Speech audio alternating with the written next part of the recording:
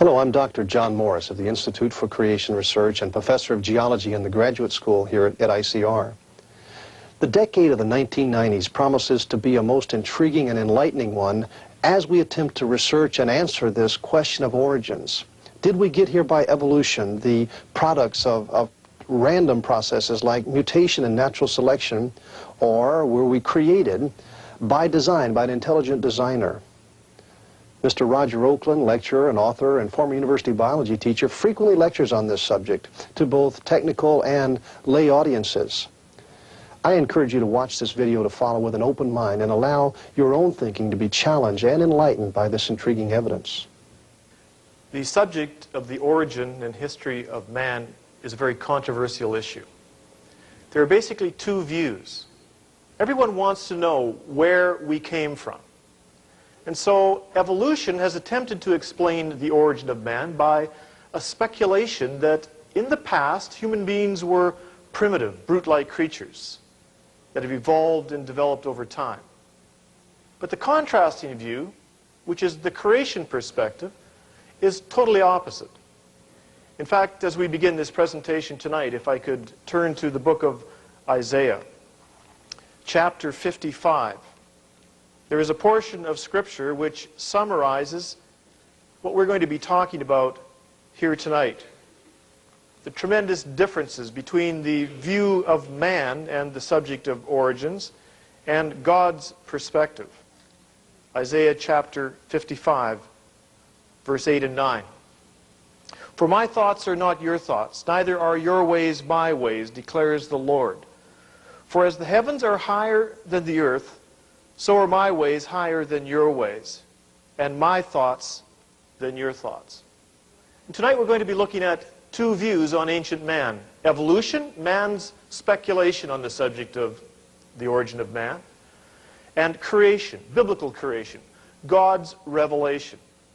And they're going to be totally opposite and contrasting to each other. And as these verses state, as God's ways are higher than man's ways, as his thoughts are higher than our thoughts, so you will see that the two views of the origin of man, evolution and creation, are completely opposite. Let's begin by looking at the evolutionary perspective of ancient man. And everyone has seen the typical charts or representations of what our ancestors are supposed to have looked like in the past. We see creatures walking on all fours, beginning to walk upright, and then eventually pick up sticks, and then bones, and become a little more advanced and lose their hair and eventually walk upright. Or we've seen charts or murals like this showing our ancestors of the past, primitive, brute, ape-like creatures. Or we've seen pictures from National Geographic representing what our ancestors of the past looked like in primitive hunting positions. Brute, ape-like creatures. You've gone to museums and seen models or murals of ape-like creatures of the past that are supposed to be human ancestors. And of course, even science magazines, like this one here. The ape in your past, he is a lot closer than you think.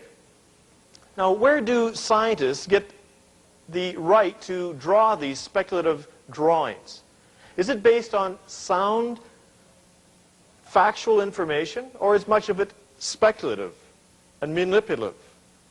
So tonight what we want to do is to look at the observable evidence and to see whether or not this idea of ancient man, the evolutionary perspective, can be backed up and supported by the facts. Then we'll look at the biblical creationist perspective to see whether or not it can be backed up and supported by the facts. We could look at a typical chart attempting to show the lineage of so-called ape-men creatures, part ape and part human. And over the past, many have been proposed. And tonight we can only look at a few. We'll give you some representative examples of what has been suggested in the past as creatures which should belong in this lineage between ape and man. First of all, we look at this particular chart here. On the left-hand side, we see a monkey creature. And on the right-hand side, a modern man, with many representatives in between. On the very left, next to the monkey, we see a creature which for years was claimed to belong in the lineage of man. It was given the term Gigantopithecus. But Gigantopithecus was determined to be nothing more than a ground ape that had become extinct, and so a number of years ago it was removed from the chart, and here we see a typical representative chart drawn by an artist for Richard Leakey, a well-known anthropologist, in which Gigantopithecus has been removed. It's on the blue line at the top of the chart. It no longer deserves a place in this so-called lineage of man. And so it has been removed, and we will be able to remove it from our chart and go on to the next representative, which is called Ramapithecus. Ramapithecus was believed to be in the lineage of man because some portions of jaw were found in Africa and also in Turkey, and the teeth appeared to be more ape-like than human-like. So the discoverers suggested that they had found a creature that deserved a place in the lineage of man. Now I want to show you from Richard Leakey's book Origins what we have here. Two portions of jaw bones, and from those two portions of jaw bones that were found in two different countries, an artist was able to reconstruct what Ramapithecus looked like. For example, how stooped over it was, how much hair on its body, how long its arms were, the features of its face, all from those tiny fragments of fossils. You might say, isn't it amazing what scientists are able to do with such a limited amount of evidence? Well, Ramapithecus now does not deserve a place in the lineage of man. In fact, the very scientists who originally placed Ramapithecus in the chart have removed it, saying that there are baboons in Ethiopia today which have the exact same teeth structure, and they don't belong in the lineage of man. Simons and Pilbeam, experts on the species, here from this particular Science Digest article, April 1981, suggests, these men who are experts on the species now suggest that Ramapithecus was an ancestor of neither modern humans nor modern apes. Instead, Pilbeam thinks it represents a third lineage that has no living descendants. And so the experts on this species removed it from the chart, and we can do so as well and go on to the next member, which is called Australopithecus. In the early 1900s, complete skeletons of Australopithecus were found in Africa by Dr. Dart and later by Dr. Louis Leakey. They speculated that it belonged in the lineage of man. They believed that this creature was on its way to becoming man. Now, associated with some of these Australopithecine finds were found some primitive tools. And in case you can't recognize it, that is a small, tiny little pebble which is in the hand of a man. You can see the palm prints of the man. It's so small you can hardly even see this tiny tool. It's supposed to be a tool. But certainly, again, speculation is in the way. Donald Carl Johansen believes that he has found a creature which belongs in the lineage of man called Australopithecus, called Lucy. But many other experts claim that this does not belong in the lineage of man. Richard Leakey has taken Australopithecus out of the lineage of man. And here we see on this same chart, Australopithecus has been removed. No longer supposed to be a member of this ape-to-men lineage.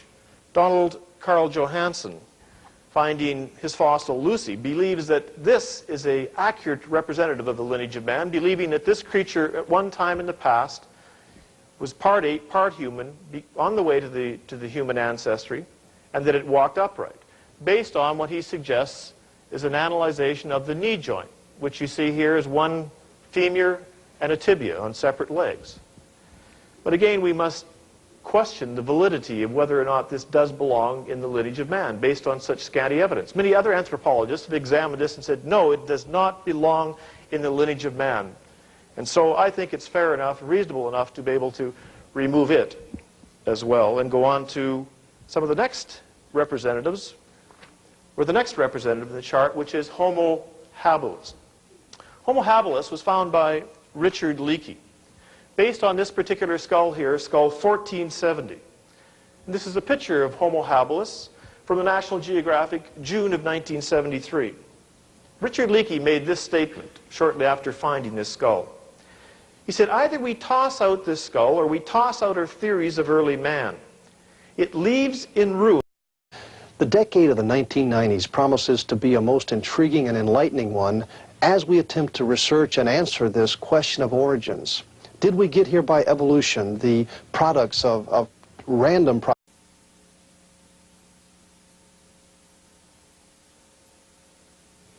Hello, I'm Dr. John Morris of the Institute for Creation Research and Professor of Geology in the Graduate School here at ICR. Of the origin and history of man is a very controversial issue. There are basically two views. Everyone wants to know where we came from. And so evolution has attempted to both technical and lay audiences. I encourage you to watch this video to follow with an open mind and allow your own thinking to be challenged and enlightened by this intriguing evidence.